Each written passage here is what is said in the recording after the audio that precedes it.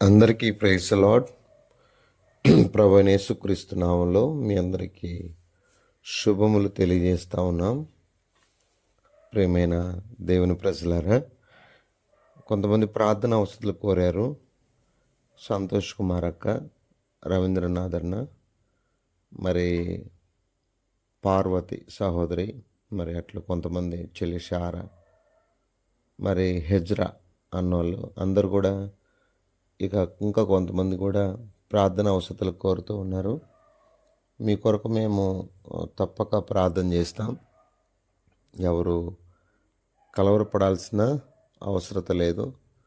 ప్రభు సహాయకుడు, ప్రభు తప్పక సహాయం చేస్తాడు. మీ కుటుంబాల్లో కావలసిన ఆదరణ, క్షేమం, భద్రతను ప్రభువే ఇస్తాడు. రండి. ఈ సమయంలో చాలామంది బ్రదర్ మా అవసరతలు ప్రభు తీరుస్తాడో లేదో అన్నట్టుగా అనుకుంటారేమో. ఏమి కాదు, ప్రభు తప్పక ఆలకించేవాడు, ఆదరించేవాడు. రండి, ఇర్మియా గ్రంథము 30వ అధ్యాయము, ఇర్మియా గ్రంథం 30వ అధ్యాయం 17వ వచనాన్ని చదువుకుందాం. 17వ వచనాన్ని, నేను నీకు ఆరోగ్యం కలగజేసేదను, నీ గాయములను మాన్పేదను. నా ప్రియ దేవుని బిడ్డలారా, నిజంగా చెప్పాలంటే ఏంటి ఇశ్రాయేలీల గాయాలేంటి? గాయము చేత అరవటం ఏంటి? ఘోరమైన గాయం ఏంటి? బాధాకరమైన గాయాలట. అంటే దేవుడు వారి యొక్క పాపాన్ని బట్టి వారిని శిక్షించాడు. ఎందుకంటే దేవునికున్న నైజం ఏంటంటే ఏమాత్రం నిర్దోషిగా ఎంచకుండా మితముగా శిక్షిస్తాడట. అంటే దేవుని ప్రజలైనా మరెవరైనా, దేవుని నమ్ముకున్నా నమ్ముకోకపోయినా సరే, నేను నమ్ముకున్నాను ఇక నాకేం కాదు అనుకోవడానికి లేదు. దేవుడు తన దీర్ఘశాంతాన్ని మన మీద ప్రదర్శిస్తాడు.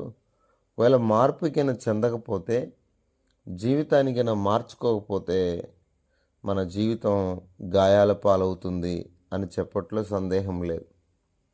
అంటే దేవుని మార్గంలోకి వెళ్లకుండా ఇష్టానుసారంగా ప్రవర్తిస్తే నీ పరిస్థితి, నా పరిస్థితి ఎవరికి చెప్పుకోలేని గాయాలు. దానికి మందు కూడా లేదట. కాబట్టి పాపాన్ని బట్టి వచ్చే గాయాలకు మందు కూడా లేదు. అర్థమైందండి? అవును, దానికి మందు కూడా లేదు. చిక్కు చేయదగిన వాడు కూడా లేడు. ఒక విధంగా చెప్పాలంటే బైబిల్లో నయోమి ఉంది. మరి ఎందుకు వెళ్ళిందో ఏమో తెలియదు, కానీ ఆమె మోయాబు దేశానికి వెళ్ళింది. అక్కడ దేవుడి అనుమతి ఉన్నట్టుగా నాకేం అనిపించట్లేదు. ప్రియమైన దేవుని బిడ్డలారా, కొన్నిసార్లు ఇష్టానుసారంగా మనము ఎక్కడ పడితే అక్కడికి వెళ్తూ ఉంటాం, ఏది పడితే చేస్తూ ఉంటాం. కొన్నిసార్లు సేవకులంగా ఇలా వాక్యం చెప్తున్న మాకు కూడా భయమే. మరి దేవునికి వ్యతిరేకంగా ఏమైనా చేస్తామేమన్న భయం పట్టుకుంటుంది కొన్నిసార్లు. ఎందుకంటే దేవునికి వ్యతిరేకంగా ఎవరు చేయడానికి వీల్లేదు. ప్రతిది కూడా మిక్కిలి మెలనైన స్వరాన్ని వింటూ ముందుకెళ్ళడమే తప్ప వేరే దిక్కేం లేదు మనకి. సరే, నయోమి జీవితంలో వచ్చిన గాయాలు అన్నీ ఇన్ని అంటారా? ఎంత భయంకరమైనవి! ఏదో భౌతికంగా కనబడే గాయాలనే గాయాలు అనుకోవద్దు. హృదయంలో అయ్యే గాయాలు చాలా ఘోరమైనవి, చాలా ప్రమాదకరం. వాటికి మందు లేదు. ఒకవేళ నువ్వు ఏదన్నా యాక్సిడెంట్ అయిందా, లేదంటే ఏదన్నా దెబ్బ తగిలిందా, ఏదైనా ప్రమాదకరమైనటువంటి ఏదన్నా షుగర్ వ్యాధి వల్ల గాయాలైనాయా, ఆ గాయాల గురించి ప్రభు మాట్లాడట్లేదు ఇక్కడ. ఆ గాయాల గురించి మాట్లాడట్లేదు. నా ప్రియ స్నేహితులారా, పాపం అనే వ్యాధి ద్వారా వచ్చే ఆ గాయాలు ఎంత ప్రమాదకరమైనవో వాటికి మందు లేదు అని చెప్తున్నాడు. అంటే ఇప్పుడు ఇశ్రాయేలు ప్రజలను దేవుడు శిక్షిస్తున్నాడు. నిజంగా ఒక విధంగా చెప్పాలంటే ఎవరైనా కావచ్చు భూమి మీద, దేవుడు తప్పకుండా శిక్షిస్తాడన్న విషయం మనకు అర్థమవుతుంది. నయోమి కుటుంబం మరి తన భర్తను, 2 పిల్లలను పోగొట్టుకోవడం ఎంత బాధకరం. మరి ఒక రిక్తురాలుగా, సమృద్ధి కలిదానిగా వెళ్ళి రిక్తురాలుగా తిరిగి రావటం. అయితే ఒకటి గుర్తుపెట్టుకోండి, ఒకవేళ అలాంటి స్థితిలో ఉన్నప్పటికీ కూడా తిరిగి దేవుడు సమకూరుస్తాడన్న విషయం నయోమి కుటుంబం ద్వారా మనం అర్థం చేసుకోవచ్చు. కాబట్టి దేవుని ప్రజలారా, దేవుడు అద్భుతమైన కార్యములు చేయగలడన్న విషయం అర్థమైందా? ఆ దేవుడు చేయగలడు. బైబిల్లో ఎంతోమంది వారు గాయపరచబడిన సందర్భాలు. నేను లూకాసు వార్తలో ఒక మాట చెప్తాను. గాయాలు కావడానికి కారణం ఏంటంటే, గాయాలు కావడానికి కారణం ఎటు పడితే అటు వెళ్తే, ఇష్టానుసారంగా జీవిస్తే తప్పకుండా గాయాలు అవుతాయండి. అర్థమైందా? ఇప్పుడు యోబు గాయపరచబడ్డాడంటే ఒక అర్థం ఉందండి. నీవు నేను గాయపరచబడుతున్నా, ఎందుకు పడుతున్నావు అది తెలియాలి. అర్థమైందా? బ్రదర్, నా నా సమస్యలు నీకు వస్తే నువ్వు తట్టుకోలేవు బ్రదర్ అనద్దు ఆ మాట. చాలామంది ఇలానే మాట్లాడుతుంటారు, నాకు వచ్చిన కష్టాలు మీకు వస్తే తట్టుకోలేరు. అలా ఎందుకంటారమ్మా? తమ్ముడు చెల్లి అనద్దు, అనద్దు. ఒకవేళ దేవుడు నీకు ఇవ్వాల్సిన ఆశీర్వాదం అంతా పోద్దేమో, నువ్వు సహించేది నేర్పిస్తున్నాడేమో, ప్రభు నీకు సమస్తాన్ని నేర్పిస్తున్నాడేమో. ఆ యొక్క అగ్ని పరీక్షల ద్వారా నేను శుద్ధ సువర్ణంగా దేవుడు మార్చాలనుకుంటున్నాడేమో. ఎందుకు అలా మాట్లాడతావు? లూకా సువార్త 10వ అధ్యాయము గాయాలు కావడానికి ప్రధాన కారణం ఏంటో చెప్పమంటారా? లూకా సువార్త 10వ అధ్యాయము, ఇక నేను చదువుతున్నాను చూడండి. 10వ అధ్యాయము గాయాలకు ప్రధాన కారణం 30వ వచనం. అందుకు యేసు ఇట్లనెను, ఒక మనుషుడు యెరూషలేము నుండి యెరికో పట్టణము దిగి వెళ్ళుచు దొంగల చేతిలో చిక్కెను. వారు అతని బట్టలు దోచుకొని అతని కొట్టి కొరప్రాణముతో విడిచిపోయిరి. 34వ వచనం. 34 అతనిని చూచి అతని మీద జాలిపడి దగ్గరికి పోయి నూనెవు ద్రాక్షరసం పోసి అతని గాయములు కట్టి. అంటే గాయాలకు ప్రధాన కారణం మనం వెళ్తున్న మార్గం, చేస్తున్న పనులు, మాట్లాడుతున్న మాటలు, మన ప్రవర్తన, మన జీవితం. అంటే ఇవి కూడా చాలా. యేసుప్రభు గాయపరచబడ్డాడంటే ఒక అర్థం ఉందండి. గాయాములన్ గాయాములన్ నా కొరకై పొందేనో క్రీస్తు ప్రభు. గాయాములన్ గాయాములన్ నా కొరకై పొందేనో క్రీస్తు ప్రభు. యేసుక్రీస్తు వారు గాయపరచబడ్డాడంటే ఒక అర్థం ఉంది. నేను ఆ పాప దోషమును పరిహరించడానికి 5 గాయములను పొందాడు. దేహమంతా రక్తసిక్తమైన దేహముతో నింపబడ్డాడు. ఎక్కడ చూసినా నిజంగా అవమానము, నిందలతో పాటు ఆయన దేహమంతా రక్తసిక్తమైపోయింది. దేవుని బిడ్డలారా, మీ అందరికీ బాగా తెలుసు కదా, నాకంటే ఎక్కువగా. బోధకుల కంటే కూర్చొని వినే వాళ్ళకి ఎక్కువ బాగా తెలుసు. ఏమండి, అర్థమవుతుందా? కాబట్టి ఇక్కడ ఈ వ్యక్తి గాయపరచబడ్డానికి కారణం ఏంటంటారు? అంటే ఎక్కడైతే ఉండాలో, ఎక్కడైతే క్షేమమో అక్కడ ఉండకుండా ఇష్టానుసారంగా కొంతమంది తిరుగుతూ ఉంటారు, అటు ఇటు ఇటు అటు. ఏమండి, అలా ఎవరు తిరగమన్నారండి? అలా తిరిగి తిరిగి చాలామంది ప్రమాదాలకు గురవుతూ ఉన్నారు. దైవచిత్తం లేకుండా నువ్వు ఇటు అటు తిరగడం ఏంటంటారు? అది అర్థమవుతుందా? దొంగల చేత చిక్కాల్సిన అవసరమేంది? దొంగలున్న దగ్గరికి వెళ్ళాల్సిన అవసరమేముంది? సమరయుడు రాబట్టి సరిపోయింది. సమరయుడు లేకపోతే ఆ వ్యక్తి యొక్క పరిస్థితి ఏంటి అంటే సమరుడైన యేసుక్రీస్తు వారు భూమి మీద లేకపోతే మానవునికి దిక్కు లేదు అన్న విషయాన్ని మీకు నేను చెప్తున్నాను. మానవుని యొక్క గాయములు కట్టగలవారు భూమి మీద ఎవరు లేరు. అర్థమవుతుందా? గాయాలకు ప్రధాన కారణం మన సొంత మార్గాలు. గాయాలకు కారణం మార్కు సువార్త 5వ అధ్యాయము. గాయాలకు కారణం మార్కు సువార్త 5వ అధ్యాయము 5వ వచనాన్ని చదువుతున్నా. వాడు ఎల్లప్పుడూ రాత్రింబవలు సమాధుల్లోను కొండల్లోను కేకలు వేయచ్చు తను రాళ్లతో గాయపరుచుకొనుచూ నుండెను. అర్థమవుతుందండి దేవుని బిడ్డలారా? అంటే సాతాను ప్రధాన కారణం. నువ్వు వెళ్తున్న మార్గం, నీ ఇష్టాలు, నీ కోరికలు. ఈరోజు నువ్వు గాయపరచబడ్డానికి, అనేక గాయములు నొందడానికి కారణం ఏంటంటే నీ ఆశలే, నీ కోరికలే, నువ్వు వెళ్తున్న మార్గమే దీనికి కారణం. దాన్ని బట్టి శిక్షించబడుతున్నాం. అంత మాత్రమే కాదు మిత్రమా, నువ్వు దేవుని కలిగి ఉండకుండా దయ్యాన్ని కలిగి ఉంటే గాయపరచబడక ఏముందండి? ఒకవేళ ఒకవేళ అపోస్తుల కార్యాలు ఇక్కడ దేవుని కలిగిన బిడ్డలు గాయపరచబడ్డారు, వారి గాయములు కట్టబడుతున్నాయి. అపోస్తుల కార్యములు 16వ అధ్యాయం. దేవుని కొరకు గాయపరచబడుతున్నావా?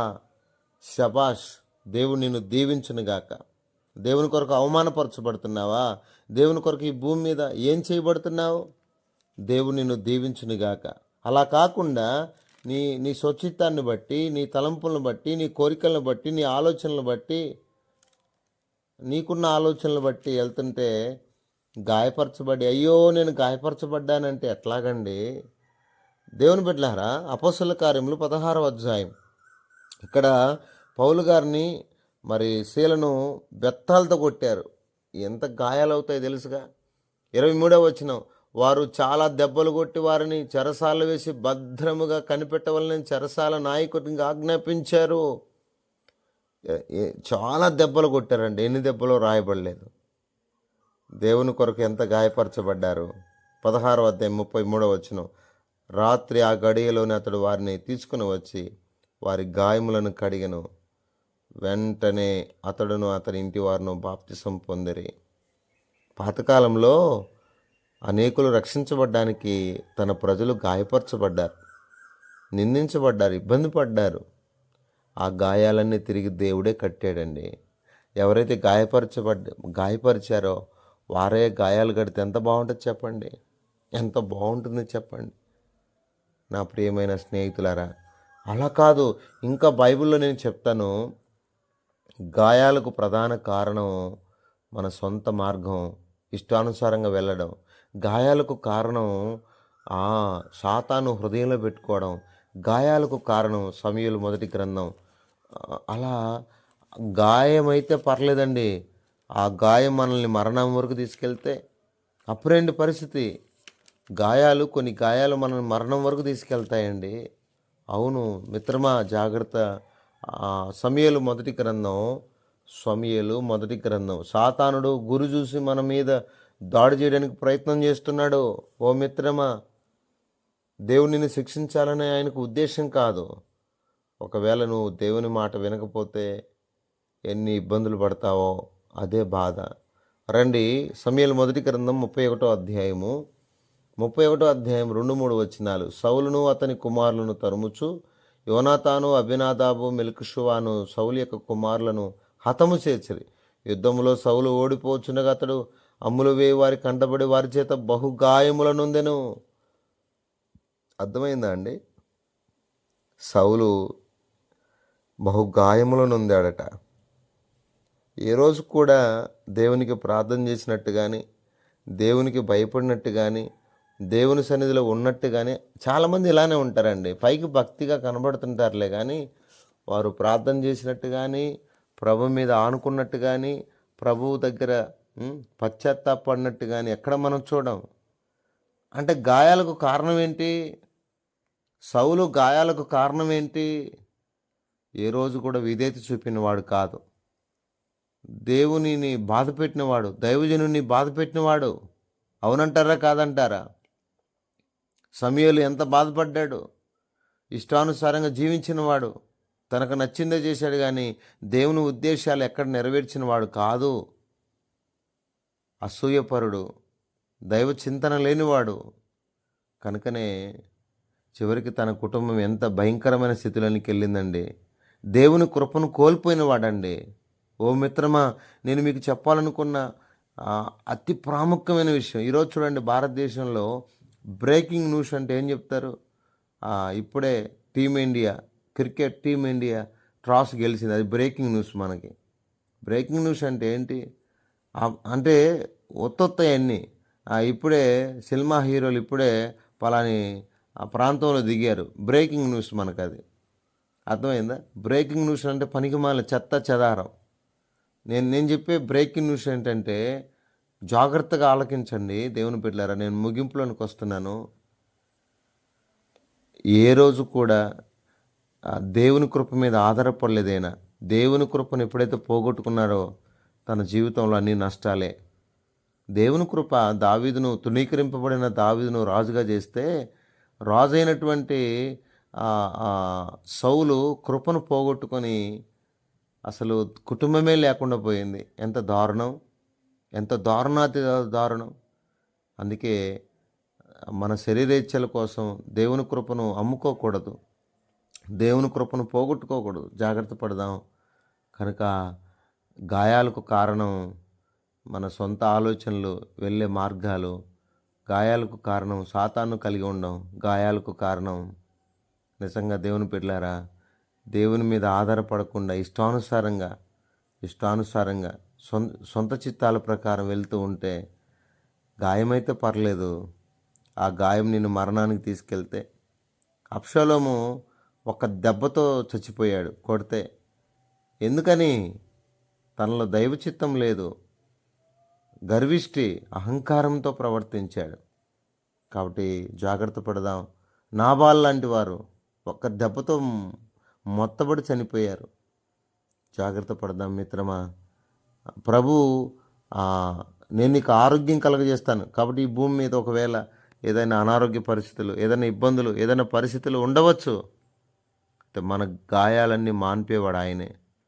మన గతంలో జరిగిన గాయాలు, వాటిని మాన్పగలిగే శక్తి దేవునికే ఉంది. మరి ఎవరికైనా ఉందంటే లేదు. మరి ప్రభువు సన్నిధికి వద్దామా, ప్రార్థన చేసుకుందామా? రెండు ప్రార్థన చేసు. పరిశుద్ధమైన తండ్రి, మీరు ఇచ్చిన మంచి తలంపులు బట్టి స్తుతిస్తూ మా ప్రియుల కుటుంబాలు దీవించండి, ఆశీర్వాదకరంగా చేయమని అన్న రవీంద్రనాథ్ అన్న కుటుంబాన్ని, మరి శ్రీనివాసులు అన్న కుటుంబాన్ని, మరి పవిత్ర సహోదరి నాయన పార్వతి సహోదరి సిఎంసిలో జాబ్ విషయంలో, మరి సంతోష్ కుమార్ యొక్క జాబ్ విషయంలో, మరి చెల్లి శారా కుటుంబాన్ని జ్ఞాపకం చేసుకుని బిడ్డలందరినీ దీవించమని మీ కృపను కోరుతూ కావాల్సిన ఆదరణ, క్షేమం, భద్రత సమస్తాన్ని కూడా దయచేయమని యేసు పరిశుద్ధ నామంలో ప్రార్థన చేసి, ముఖ్యంగా ఈ గాయములకు కారణం ఆయన మేమే అని ఒప్పుకుంటూ యేసు పరిశుద్ధ నామంలో ప్రార్థన చేసి అడిగి వేడుకుంటున్నాం తండ్రి. ఆమేన్.